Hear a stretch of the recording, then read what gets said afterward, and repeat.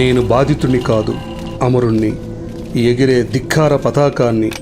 నా కోసం కన్నీరు కార్చకండి. మీ చేతనైతే నన్ను నగరం నడిబొడ్డున ఖననం చేయండి. ఈరోజు మనం కులం, వర్గం మరియు చట్టం వీటి గురించి చర్చిద్దాం. వీటి గురించి తెలుసుకోవాలంటే ముందుగా భూ సంస్కరణ చట్టాలు మరియు SC/ST అట్రాసిటీస్ ప్రివెన్షన్ యాక్ట్ 1989 గురించి మనం తెలుసుకోవాలి. వీటి గురించి మీకు ఏమైనా ఐడియా ఉందా? సరే, నేనే చెప్తాను. వాటి లక్ష్యం అసమానతలకు వ్యతిరేకంగా సామాజిక న్యాయం తీసుకురావటం. భూ సంస్కరణ చట్టాల లక్ష్యం జమీందారీ వ్యవస్థను రద్దు చేసి ఒక రైతు కలిగి ఉండే భూమిపై పరిమితి విధించటం. SC/ST చట్టాలు ఆధిపత్య కులాల వల్ల జరిగే హింస నుండి వారికి రక్షణ కల్పిస్తాయి. సార్, ఈ చట్టాల్లో న్యాయం లేదు. ఇవి సమానత్వానికి విరుద్ధం. అవునా? అదెలా? ఇవి కొందరికి అనుకూలంగా ఉన్నాయి, అందరికీ వీటి వల్ల ఎటువంటి ఉపయోగం లేదు. చట్టాలంటే అందరినీ సమానంగా చూడాలి కదా. అన్ని ప్రయోజనాలు SC/STలకు మాత్రమే ఇస్తారు. ఇది అన్యాయం కదా సార్? నేను చెప్పేది వినండి. న్యాయం, సామాజిక న్యాయం అంటే ఏమిటో మీరే అర్థం చేసుకుంటారు. ఇది అన్యాయం, ఇది తప్పు, ఇది అన్యాయం, ఇది తప్పు, ఇది అన్యాయం, ఇది తప్పు, ఇది అన్యాయం, ఇది తప్పు. Keep quiet.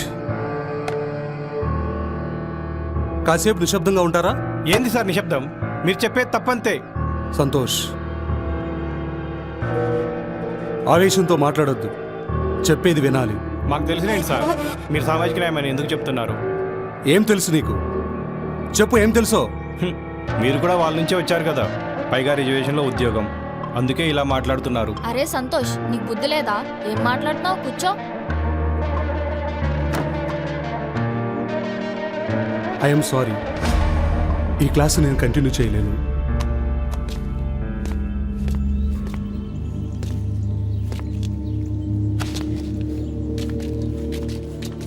Sir, sorry sir.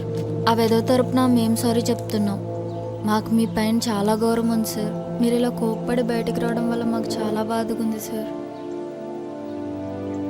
ఇది వాళ్ళ ప్రవర్తనకు సంబంధించినది కాదు. విషయం తెలుసుకోకుండా మాట్లాడే వాళ్ళ ఆలోచన విధానం గురించి.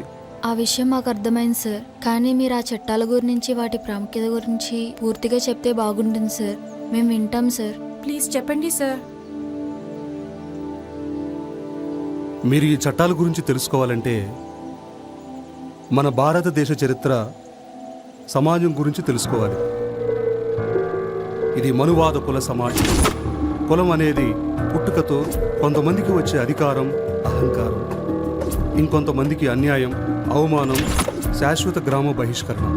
పంట పండించేది కూలి, కానీ దాన్ని అనుభవించేది భూస్వామి. ఇది శతాబ్దాలుగా కొనసాగుతున్న బానిసత్వం. అయినా మన చరిత్ర పుస్తకాల్లో స్వాతంత్రం సంపాదించాం, రాజ్యాంగం రాసుకున్నాం, అభివృద్ధి చెందుతున్నాం అని మాత్రమే రాసుకున్నారు. కానీ నిజం ఏమిటి? పిల్లలు చెప్పులు, మంచి బట్టలు వేసుకున్నారని, ఒక అమ్మాయి ఆత్మగౌరవంతో నడిచిందని చంపేస్తారు. పొలానికి దారి కావాలన్నందుకు, ఓటు వేస్తామన్నందుకు, ఇద్దరు వేరువేరు కులాలకు చెందిన వాళ్ళు ఒకరినొకరు ఇష్టపడ్డందుకు ఇలా దేనికైనా హత్యలు జరుగుతాయి.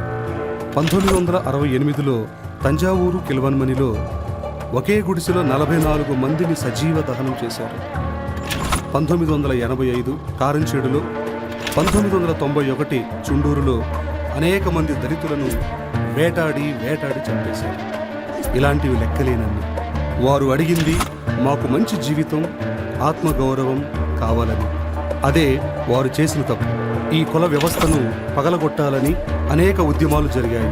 ఆ నేపథ్యంలోనే ఈ SC/ST అట్రాసిటీస్ చట్టాన్ని చేశారు. ఈ చరిత్ర ఎంతో లోతైనది, అనేక రాజకీయ పార్శ్వాలు కలిగినది. అంత తేలిగ్గా అర్థం కాదు. దానికి బదులుగా నేను ఒక కథ చెప్తాను. అది ఒక గ్రామం కథ.